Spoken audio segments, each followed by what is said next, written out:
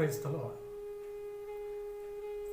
കർത്താവായ യേശു ക്രിസ്തുവിൻ്റെ ധന്യമുള്ള നാമത്തിൽ എല്ലാവർക്കും സ്നേഹാവന്ദനം. കർത്താവിൽ പ്രിയരെ, എല്ലാ പ്രിയപ്പെട്ടവരെയും ഓർത്തുകൊണ്ട് പ്രാർത്ഥിക്കുവാനും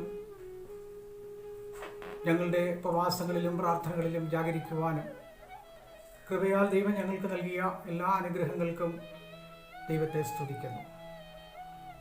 ഞങ്ങൾക്ക് നൽകുന്ന എല്ലാ നല്ല പ്രോത്സാഹനങ്ങൾക്കും നിർദ്ദേശങ്ങൾക്കും എല്ലാം നന്ദി പറയുകയാണ്. അനേക പ്രിയപ്പെട്ടവർ അവരുടേതായ പ്രാർത്ഥനാ വിഷയങ്ങൾ പറയുകയും ഞങ്ങൾ ആ വിഷയങ്ങൾ സദയം പ്രാർത്ഥനയിൽ ഓർക്കുന്നു. ഇമ്മാനുവേൽ പ്രെയർ മിഷന്റെ ഉറവന്ന ഈ പ്രോഗ്രാമിലേക്ക് ഏവർക്കും സ്വാഗതം. കർത്താവിൻ്റെ സകല നന്മകളും അനുഗ്രഹങ്ങളും സമാധാനവും എല്ലാ പ്രിയപ്പെട്ടവർക്കും ഹൃദയത്തിൽ വഴിമാറാകട്ടെ എന്ന് ആശംസിച്ചുകൊണ്ട് ഒരു തിരുവചന ഭാഗം അല്പാസമയത്തെ ചിന്തകൾക്കായി ദൈവസന്നിധിയിൽ സമർപ്പിക്കുന്നു. അതിനാധാരമായിട്ട് രൂത്തിന്റെ പുസ്തകം 2-ാം അധ്യായം 12-ാമത്തെ വാക്യം. അതിങ്ങനെയാണ് വായിക്കുന്നത്: നിന്റെ പ്രവൃത്തിക്ക് യഹോവ പകരം നൽകട്ടെ.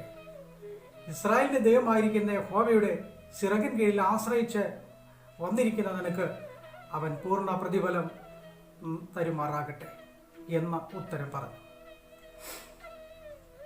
പ്രിയമുള്ളവരെ, അനവധി പ്രാവശ്യം നമ്മൾ വായിച്ച് കേൾക്കപ്പെട്ടതും അനേക ദൈവദാസന്മാരിലൂടെ അനവധി പ്രാവശ്യം വായിച്ച് നല്ല സന്ദേശങ്ങളും ആശയങ്ങളും പ്രാപിക്കപ്പെട്ട നമ്മുടെ ജീവിതത്തിൽ ഈ വേദഭാഗം വളരെ പരിചയമുള്ളതാണ്. ഇവിടെ രൂത്തിന്റെ പുസ്തകം 2-ാം അധ്യായമാണ് നമ്മൾ ഇവിടെ വായിച്ചത്.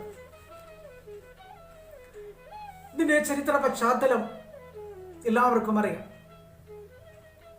ബോവസ് രൂത്തിനോട് പറഞ്ഞ ഒരു വാക്കാണ് ഇവിടെ വായിച്ചത്: യഹോവയുടെ ചിറകിൽ ആശ്രയിച്ച് വന്ന മകളെ, യഹോവ നിനക്ക് പ്രതിഫലം നൽകുമാറാകട്ടെ.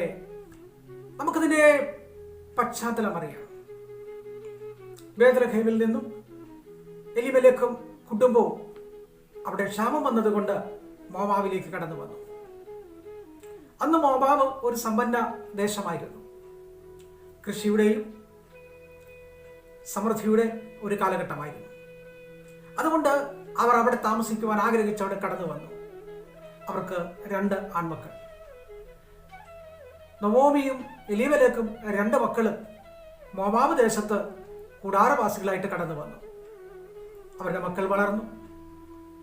അവർ ആരോഗ്യമുള്ളവരും സൗന്ദര്യമുള്ളവരും കഴിവുള്ളവരും പ്രാപ്തരും അവർ മിടുക്കരായി കടന്നു വന്നപ്പോൾ അവർക്ക് വിവാഹത്തിൻ്റെ സമയമായപ്പോൾ മാതാപിതാക്കൾ അവർക്ക് വിവാഹം നടത്തുവാനുള്ള കാര്യങ്ങൾ ക്രമീകരിച്ചു. മൂത്ത മകൻ വിവാഹം കഴിച്ചത് മോവാബ് ദേശക്കാരിയാണ്, രൂത്ത്. 2-ാമത്തെ മകൻ വിവാഹം കഴിച്ചത് അതും മോവാബ് ദേശത്തു നിന്നാണ്, ഓർപ്പ. അങ്ങനെ സന്തുഷ്ടമായിരിക്കുന്ന ഒരു കുടുംബജീവിതം നയിച്ച് മുന്നോട്ട് കടന്നു പോകുമ്പോൾ അവരുടെ കുടുംബത്തിലേക്ക് പ്രതീക്ഷിക്കാത്ത വിധത്തിലുള്ളതായ ദാരുണമായ സംഭവമാണ് കടന്നു വന്നത്. പ്രതീക്ഷിക്കാത്ത സമയത്ത് അതിലൊന്ന്, എലീമേലെക്ക് ഈ ലോകത്ത് നിന്ന് പെട്ടെന്ന് മാറ്റപ്പെട്ടു. ചില ദിവസങ്ങൾ കടന്നുപോയി. അവരുടെ 2 മക്കളും അകാല മൃത്യു കടന്നു വന്നു.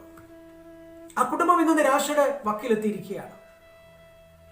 അമ്മയും 2 മരുമക്കളും വിധവകളായി ഭവനത്തിൽ നിൽക്കുകയാണ്. ഇനി എങ്ങനെ മുന്നോട്ട് കടന്നു പോകും? ഇനി എങ്ങനെ ജീവിക്കും? എങ്ങനെ നമ്മുടെ കാര്യങ്ങളൊക്കെ നടക്കുവാൻ ഇടയാകും? പല വിധത്തിലുള്ളതായ ചിന്തകൾ അവരെ ദൈനംദിനം അലട്ടിക്കൊണ്ടിരുന്നു. മനുഷ്യന്റെ ജീവിതത്തിലെ അലട്ടലുകൾ ഇങ്ങനെയാണ്. പലതിനെക്കുറിച്ചും ചിന്തിക്കും, പലതിനെക്കുറിച്ചും ഭാരപ്പെടും, പലതും ഓർത്തുകൊണ്ടിരിക്കും, പലതും ഓർത്ത് കരയും. കാരണം ജീവിതത്തിലെ എല്ലാ വഴികളും അടയുന്ന സമയത്താണ് ഈ സന്ദർഭങ്ങളൊക്കെ കടന്നു വരുന്നത്. മായമ്മ മരുമക്കളെ വിളിച്ചു പറഞ്ഞു: ഇനി നീ ഞങ്ങളുടെ കൂടെ നിൽക്കണ്ട, നിനക്ക് നിന്റെ വീട്ടിലേക്ക് പോകാം. അവിടെ നിങ്ങൾക്ക് മാതാപിതാക്കൾ വിവാഹമൊക്കെ കഴിച്ച് നല്ല ഒരു കുടുംബജീവിതമാകും. അവർ 2 പേരും അത് കേട്ടിട്ട് ഇളയ മകൾ ഓർപ്പ പൊട്ടിക്കരഞ്ഞ് യാത്ര പറഞ്ഞു പോയി. മരുമകൾ മൂത്ത മകൾ പറഞ്ഞു, അമ്മ കിടക്കുന്നിടത്ത് ഞാനുണ്ടാകും, അമ്മ മരിച്ചടക്കുന്നിടത്ത് ഞാനും ഉണ്ടാകും. അതൊരു ദർശനമാണ്, അതൊരു കാഴ്ചപ്പാടാണ്. കാരണം യഹൂദന്മാർ മോവാബ്യർക്കും സമ്പർക്കങ്ങളില്ല. മോവാബ് ദേശം ശപിക്കപ്പെട്ട ഒരു പട്ടണമാണ്, ശാപഗ്രസ്തമായ ജനങ്ങളാണ്. അതുകൊണ്ട് അവർക്കൊരിക്കലും 10ാം തലമുറ വരെയും ഈ ശാപം അവരെ നടത്തിക്കൊണ്ടിരിക്കും. എന്നാൽ യഹൂദന്മാർക്കൊരു തളർപ്പുണ്ടാകും. അത് തിരിച്ചറിഞ്ഞതായിരിക്കുന്നവൾ പറയുകയാണ്, ഞാൻ അമ്മയുടെ കൂടെ താമസിക്കും, അമ്മയോടൊന്നിച്ച് ഞാൻ വസിക്കും, അമ്മയുടെ കൂടെ തന്നെ കഴിയാൻ ഞാൻ ആഗ്രഹിക്കുന്നു. ഇനിയും തുടർന്നുള്ളതായിരിക്കുന്ന യാത്രകൾ ഉപജീവന മാർഗത്തിൻ്റെതാണ്. ദിവസം തോറും അവരുടെ ജീവിതത്തിൽ ഭക്ഷണം വേണം, വെള്ളം വേണം, വസ്ത്രങ്ങൾ വേണം. ജീവിതത്തിൽ ഒരുപാട് ആവശ്യങ്ങളുണ്ട്. എങ്ങനെ കാര്യങ്ങൾ നടക്കും? പലപ്പോഴും നമ്മൾ ഇങ്ങനെ ചിന്തിക്കാറുണ്ട്.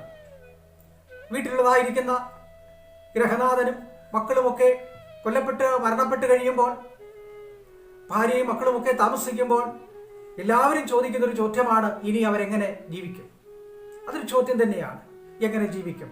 എങ്ങനെ കഴിയും? അവരുടെ ആവശ്യങ്ങൾ എങ്ങനെ നടക്കും?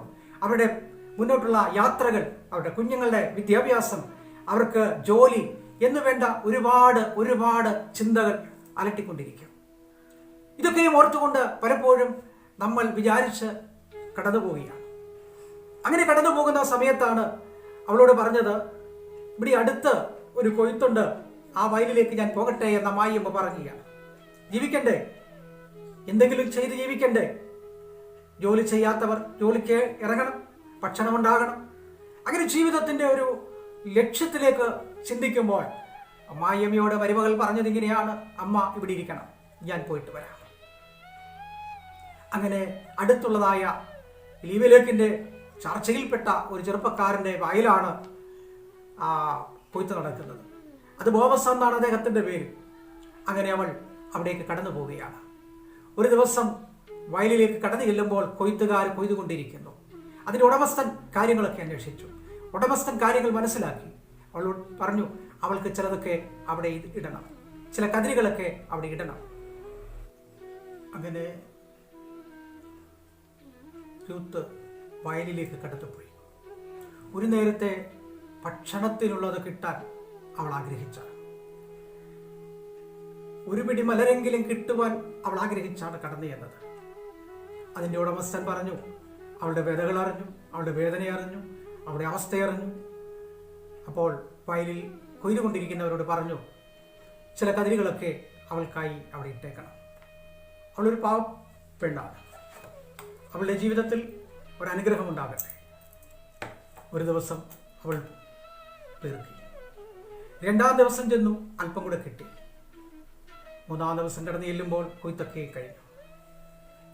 അവൾ മടങ്ങുവാനായിട്ടിരിക്കുമ്പോൾ അവളുടെ നിരാശപ്പെട്ട മുഖം, സങ്കടകരമായ അവളുടെ മുഖഭാവം. അപ്പോൾ ബോവസ് അവളെ നോക്കി.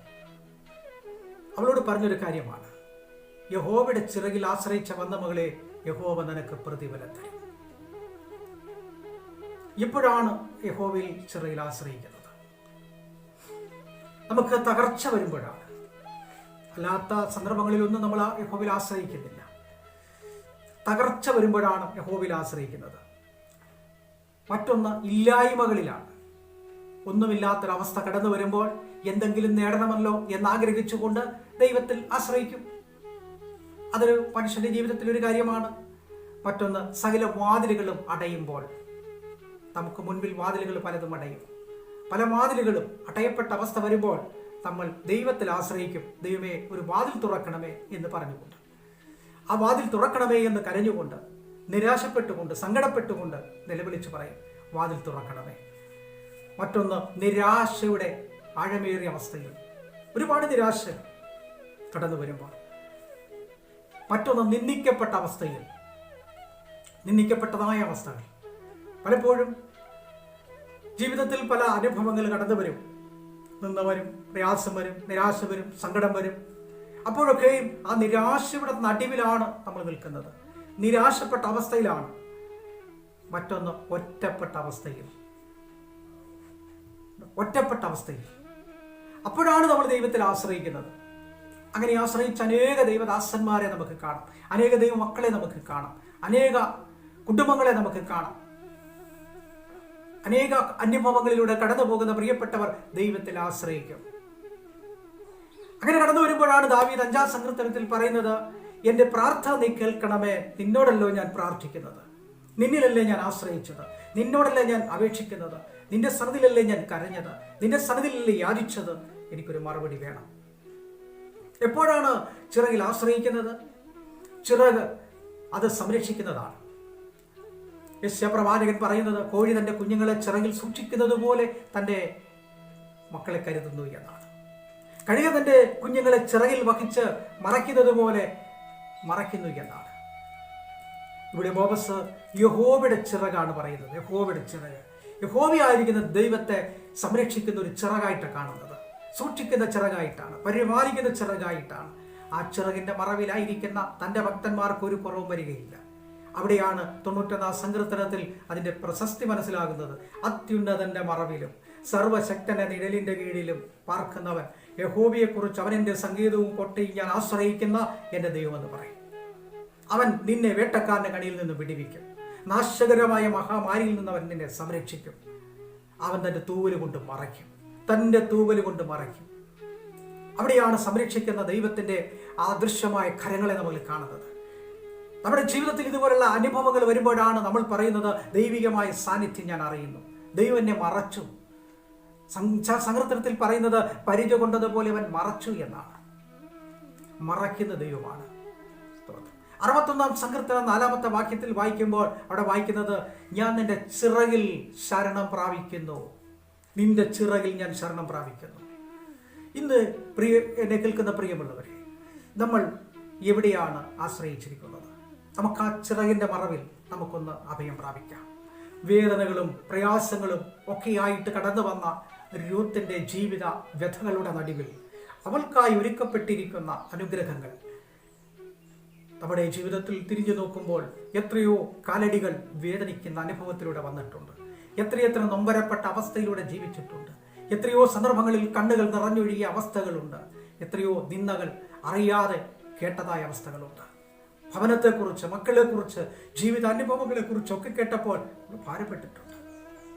ഭാരപ്പെടാൻ പാടില്ല. ദൈവകരങ്ങൾ ഏൽപ്പിക്കുക. അവിടെയാണ് ദൈവസമാധാനം. എന്നെ കേൾക്കുന്ന പ്രിയമുള്ള മാതാപിതാക്കളെ, ജീവിതത്തിൽ നിരാശയുണ്ട്, സങ്കടകരമായ അവസ്ഥകളുണ്ട്, ഒറ്റപ്പെട്ട അവസ്ഥകളുണ്ട്. നമ്മൾ ആശ്രയമെന്ന് കരുതിയ പല പ്രിയപ്പെട്ടവരും നമ്മളിൽ നിന്നും മാറിപ്പോയി. ഇന്ന് നമ്മൾ ഒറ്റപ്പെട്ട അവസ്ഥയിലാണ്. പലരും നമ്മളെ സ്നേഹിക്കുന്നു എന്ന് നമ്മൾ പലപ്പോഴും വിചാരിക്കാറുണ്ട്. സ്വന്തക്കാരും ബന്ധുക്കളും ചർച്ചക്കാരും ഒക്കെ, സഹോദരങ്ങളൊക്കെ അവർ എന്നെ സ്നേഹിക്കുന്നു എന്ന് പലപ്പോഴും ചിന്തിക്കാറുണ്ട്, വിചാരിക്കാറുണ്ട്. പലപ്പോഴും അവർ നമുക്കൊരാശ്രയമായിരിക്കുകയില്ല, അവർ നമുക്കൊരിക്കലും ആശ്രയമാകുകയുമില്ല. ദൈവം മാത്രമാണ് നമ്മുടെ ആശ്രയം. ഹൃദയം നുറുങ്ങുന്നവർക്ക് അവൻ സമീപസ്ഥനാണ്, മനസ്സ് തകർന്നവരെ അവൻ രക്ഷിക്കുന്ന ദൈവമാണ്. ആ ദൈവത്തിൽ നമ്മെ സമർപ്പിക്കുമ്പോൾ, നമ്മെ ഏൽപ്പിക്കുമ്പോൾ, നമ്മെ സമർപ്പിച്ചുകൊണ്ട് പ്രാർത്ഥനയോടെ ദൈവസന്നിധിയിലേക്ക് അടുത്ത് വരുമ്പോൾ ഒരു വലിയ വിടുതൽ നമ്മൾ പ്രാപിക്കാനിടയായിത്തീരും. പ്രിയമുള്ളവരെ, തളർന്നു പോകരുത്, ക്ഷീണിച്ചു പോകരുത്, നിരാശപ്പെട്ട അവസ്ഥയിൽ ജീവിതം തളർത്തിക്കളയരുത്. ഒരു ലക്ഷ്യത്തിലേക്ക് എത്തുവാൻ ആ ദൈവത്തിന്റെ സകല അതേ പ്രതീക്ഷയോടുകൂടെ കടന്നു വന്നവൾ ഇനിയും വാതിലുകളില്ല എന്ന് പറഞ്ഞപ്പോൾ, ഇനിയും രക്ഷയില്ല എന്ന് വിചാരിച്ചപ്പോൾ, ഇനി സാഹചര്യങ്ങളെല്ലാം എനിക്ക് അനുകൂലം അല്ല എന്ന് വിചാരിച്ച സന്ദർഭങ്ങളിൽ ദൈവത്തിന്റെ പരിശുദ്ധാത്മാവ് ദൈവത്തിന്റെ ദാസനായ ബോബസിനോട് പറയുകയാണ്, അവൾ വന്നിരിക്കുന്നത് ദൈവത്തിന്റെ ചിറകിലാണ്, ദൈവത്തിൽ ആശ്രയിച്ചാണ്, ദൈവകൃപയിലാണ്, കരഞ്ഞുകൊണ്ടാണ്, വേദനയോടെയാണ്, സങ്കടത്തോടെയാണ്. അവളെ നീ ഒന്ന് ശ്രദ്ധിക്കുക. പ്രിയമുള്ളവരെ, സ്തോത്രം. നമ്മുടെ കണ്ണുനീര് കണ്ടുകൊണ്ട് നമ്മെ സഹായിക്കുവാൻ നമ്മളറിയാതെ മറ്റൊരാളെ ദൈവം എഴുന്നേൽപ്പിക്കും. നമ്മുടെ രക്ഷയ്ക്ക് വേണ്ടി, നമ്മുടെ ഉയർച്ചയ്ക്ക് വേണ്ടി, നമ്മുടെ സമ്പാദ്യ അനുഗ്രഹങ്ങൾക്ക് വേണ്ടി, നമ്മുടെ കുഞ്ഞുങ്ങളുടെ അനുഗ്രഹത്തിന് വേണ്ടി, അവരുടെ വിദ്യാഭ്യാസത്തിന് വേണ്ടി, അവരുടെ ആരോഗ്യത്തിന് വേണ്ടി നമുക്ക് വേണ്ടി കരുതുന്ന ദൈവം മറ്റൊരാളെ എഴുന്നേൽപ്പിക്കാനിടയായിത്തീരും. Praise the Lord.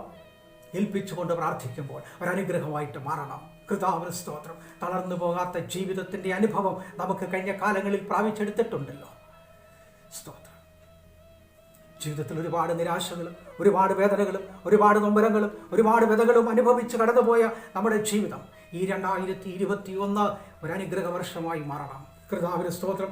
2021 ചില വിഷയങ്ങൾക്ക് വേണ്ടി പ്രാർത്ഥിച്ച ചില പ്രിയപ്പെട്ടവരുടെ വിഷയങ്ങൾക്ക് പരിഹാരമുണ്ടായിട്ടുണ്ട്. സ്തോത്രം. ചില വിടുതൽ പ്രാപിക്കാൻ ഇടയായിട്ടുണ്ട്. ചില നന്മകൾ വന്നിട്ടുണ്ട്. സ്തോത്രം. ചില രോഗങ്ങൾ സൗഖ്യമായിട്ടുണ്ട്. ചില പ്രവൃത്തികൾ വെളിപ്പെട്ടിട്ടുണ്ട്. ഇന്ന് പകൽക്കാലം പ്രിയമുള്ളവരെ, നിങ്ങളുടെ ജീവിതത്തിൽ ഭാരപ്പെടുന്നു എങ്കിലോ, വേദനിക്കുന്ന അവസ്ഥയെങ്കിലോ, നിരാശപ്പെട്ട അവസ്ഥയെങ്കിലോ യേശുവിൻ്റെ സന്നിധിയിൽ നിന്ന് പകൽക്കാലം സമർപ്പിച്ചു കൊടുക്കുക. അവൻ നിന്റെ അരികിലുണ്ട്. കർത്താവിന് സ്തോത്രം. രൂത്ത് വളരെ ഭാരത്തോടെ കടന്നു വന്നപ്പോൾ, വേദനയോടെ കടന്നു വന്നപ്പോൾ അവളെ നോക്കി പറയാണ്, യഹോവയുടെ ചിറയിൽ ആശ്രയിച്ചവളെ, യഹോവ നിനക്കൊരു പ്രതിഫലം തരാൻ പോവുകയാണ്. Price the Lord. അവൾ കൊയ്തിട്ടില്ല, മെതിച്ചിട്ടില്ല, പുലി കൂട്ടിയിട്ടില്ല, പാത്രം കൊണ്ടുവന്നിട്ടില്ല കൊണ്ടുപോകാൻ. അവൾക്ക് അവകാശമായി ഒന്നുമില്ല. എന്നാൽ അവൾ ദൈവത്തിൽ ആശ്രയിച്ചതുകൊണ്ട്, അവളുടെ കണ്ണുനീര് ദൈവം കണ്ടതുകൊണ്ട്, അവളുടെ വേദന ദൈവം അറിഞ്ഞതുകൊണ്ട് ബോവസ് പറയാണ്, വയലിലേക്ക് വിളിച്ചു കൊണ്ടുവന്ന് പറയാണ്, ഒരു കാര്യം ചെയ്യ്, നീ നിന്റെ പാത്രം ഇവിടെ വെച്ചുകൊള്ളുക, ഞാൻ നിനക്ക് അളന്ന് തരാം. സ്തോത്രം. അളന്ന് തരാം. നമ്മുടെ ക്രിസ്തീയ ജീവിതത്തിൽ സ്തോത്രം അളന്നെടുക്കുന്ന ഒരു അനുഭവം ഉണ്ടാകണം. വിശ്വാസത്തെ അളക്കുവാൻ കഴിയണം. പ്രാർത്ഥനയെ അളന്നെടുക്കുവാൻ ഇടയാകണം. സ്തോത്രം. വിദ്യാഭ്യാസത്തെ അളന്നെടുക്കുന്ന അവസ്ഥയുണ്ടാകണം. സമ്പത്തുകൾ അളന്നെടുക്കുന്ന അവസ്ഥയുണ്ടാകണം. ദൈവത്തിൽ ആശ്രയിക്കുന്നു എങ്കിൽ നമുക്ക് അളന്നെടുക്കുവാൻ തക്കവണ്ണം ദൈവം നമ്മെ സഹായിക്കും. അതിനായിട്ട് ദൈവകരങ്ങൾ ഏൽപ്പിച്ചു കൊടുക്കുന്നു എങ്കിൽ അനുഗ്രഹമാണ്. അവളോട് പറഞ്ഞു, നിന്റെ പാത്രം പിടിച്ചുകൊള്ളുക. അവൾ പറഞ്ഞു, ഞാൻ പാത്രം ഒന്നും കൊണ്ട്. അവളുടെ തലയിൽ മൂടുപടം പിരിച്ചു. പിരിച്ച് അതിലേക്ക് അളന്നു കൊടുത്തു. സ്തോത്രം. സ്തോത്രം. മോവാബ് ദേശക്കാരി, 10ാം തലമുറയിൽ പോലും വരുവാൻ അവകാശമില്ലാത്തവൾ ദൈവളെ കടാക്ഷിച്ചു. ദൈവളെ ഓർത്തു. സ്തോത്രം. നിന്നെ എല്ലാവരും തള്ളിക്കളയാം. വെറുക്കപ്പെട്ടവളായിരിക്കാം. വെറുക്കപ്പെട്ട അവസ്ഥയായിരിക്കാം നിൻ്റേത്. പ്രിയ, എന്നെ കേൾക്കുന്ന പ്രിയ സഹോദര, പ്രിയ സഹോദരി, പ്രിയ കുഞ്ഞുങ്ങളെ, വെറുക്കപ്പെട്ട അവസ്ഥയാകാം, തള്ളപ്പെട്ട അവസ്ഥയാകാം, നിരാശപ്പെട്ട അവസ്ഥയാകാം. എല്ലാവരാലും നിന്ദിക്കപ്പെട്ട അവസ്ഥയിൽ നീ തളർന്നിരിക്കുമ്പോൾ നിനക്ക് ഒരളന്നെടുക്കാൻ ഒരു ദിവസം വരും. നീ ആശ്രയിക്കുക. അവൻ നിനക്കായി ഒരുക്കി വെച്ചിട്ടുണ്ട്. അതാണ് പത്രോസ് അപ്പോസ്തലൻ പറഞ്ഞത്, അവൻ്റെ ബലമുള്ള കൈ കീഴിൽ താണിരിപ്പീൻ, അവൻ തക്ക സമയത്ത് നിങ്ങളെ ഉയർത്തും. Price the Lord.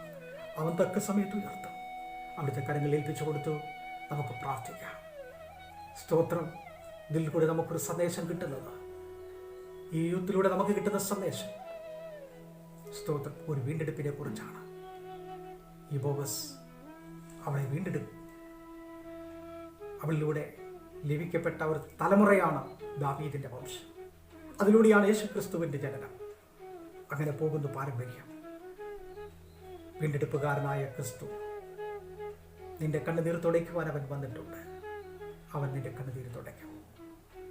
കണ്ണുനീർ മാറി, വേദനകൾ മാറി എന്ന് കാണും നല്ലൊരു ദിനം. എൻ്റെ ദുഃഖവും വേദനകളും മാറി എന്ന് കാണും എനിക്കൊരു പ്രതിഫലം. നമ്മൾ പാട്ടുകാരൻ പാടിയതുപോലെ, പ്രതിഫലം തന്നിടുവാൻ യേശുരാജൻ വന്നിടുവാൻ, അധികമില്ലിനിയും നാളുകൾ നമ്മുടെ വ്യാധികൾ തീർത്തിടുവാൻ. പ്രതിഫലം തരുവാൻ ഒരുവൻ വരും. സ്തോത്രം.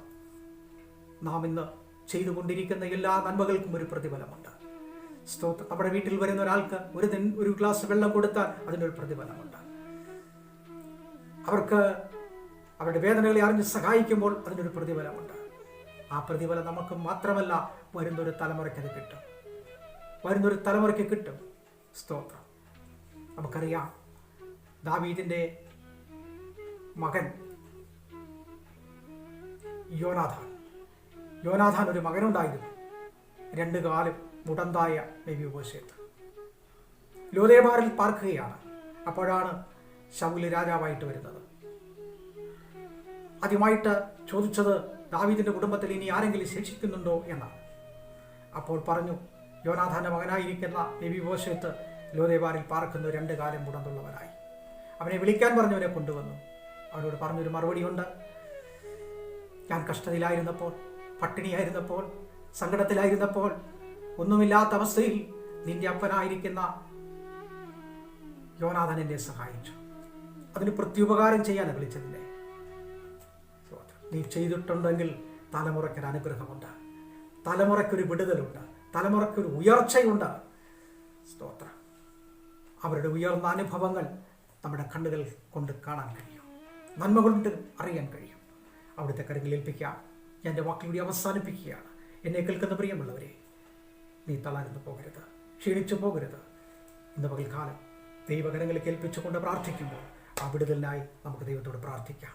ഇവിടെ രൂത്ത് ദൈവസന്നിധിയിൽ ഏൽപ്പിച്ചുകൊണ്ട് പറഞ്ഞത്, സ്തോത്രം, യഹോവയുടെ ചിറയിൽ ആശ്രയിച്ച മകളെ, യഹോവ നിന്നെ അനുഗ്രഹിക്കട്ടെ, യഹോവ നിന്നെ സഹായിക്കട്ടെ, യഹോവയുടെ കൃപ നിന്റെ മേൽ ചൊരിയട്ടെ. ഇന്ന് പകൽക്കാലം ദൈവകരങ്ങളിൽ കേൾപ്പിച്ചുകൊണ്ട് നാം പ്രാർത്ഥിക്കുമ്പോൾ നമുക്കൊരു കാര്യം പറയാൻ കഴിയണം. എൻ്റെ ദൈവമോ എൻ്റെ സങ്കടങ്ങളെ കാണും, വേദനകളെ അറിയും. പ്രിയമുള്ളവരെ, ഒരിക്കൽ കൂടെ സമർപ്പിക്കാം, നമുക്ക് പ്രാർത്ഥിക്കാം. കരുണയുള്ള ദൈവമേ, സ്വർഗീയതല പിതാവേ, അനുഗ്രഹീതമായ നല്ല സമയത്തിനായ സ്തോത്രം. കഴിഞ്ഞ ദിനങ്ങളിലൊക്കെ പ്രാർത്ഥിക്കുവാൻ പറഞ്ഞ പ്രിയപ്പെട്ടവരെ ഓർത്ത് ഞങ്ങൾ പ്രാർത്ഥിക്കുന്നു. ജോലിയോടുള്ള ബന്ധത്തിൽ സ്വദേശത്തും വിദേശത്തുമായി പാർക്കുന്ന അനേക ആളുകളുണ്ട്, കുടുംബമായി വസിക്കുന്നവരുണ്ട്, പഠിക്കുന്ന കുഞ്ഞുങ്ങളുണ്ട്. ഇപ്പോൾ കർത്താവേ സ്തോത്രം, അതേ 10ാം ക്ലാസ്സിൻ്റെയും 12ാം ക്ലാസ്സിൻ്റെയും ഒക്കെയും പരീക്ഷ നടന്നുകൊണ്ടിരിക്കുകയാണ്. പരീക്ഷയ്ക്കായി ഒരുങ്ങുന്ന കുഞ്ഞുങ്ങളെ ഓർത്ത് പ്രാർത്ഥിക്കുന്നു. ഓൺലൈനായി പഠിക്കുന്ന കുഞ്ഞുങ്ങളെ ഓർത്ത് പ്രാർത്ഥിക്കുന്നു. പരീക്ഷ എഴുതുന്ന കുഞ്ഞുങ്ങളെ ഓർത്ത് പ്രാർത്ഥിക്കുന്നു. ജോലിക്ക് പോകുന്നവർക്കായി പ്രാർത്ഥിക്കുന്നു. ബിസിനസ്സിനായിട്ട് പ്രാർത്ഥിക്കുന്നു. കുഞ്ഞുങ്ങളുടെ വിവാഹത്തിനായി പ്രാർത്ഥിക്കുന്നു. അനേക വിഷയങ്ങളുടെ നടുവിൽ രോഗികളായി കഴിയുന്നവരുണ്ട്, അവരെ ഓർത്ത് ഞങ്ങൾ പ്രാർത്ഥിക്കുന്നു. കിടക്കമേലായിരിക്കുന്നവരുണ്ട്, അവരെ ഓർത്ത് പ്രാർത്ഥിക്കുന്നു. താവി അവർക്ക് ആശ്വാസവും സൗഖ്യവും സമാധാനം നൽകുമാറാകണമെന്ന് പ്രാർത്ഥിക്കുന്നു.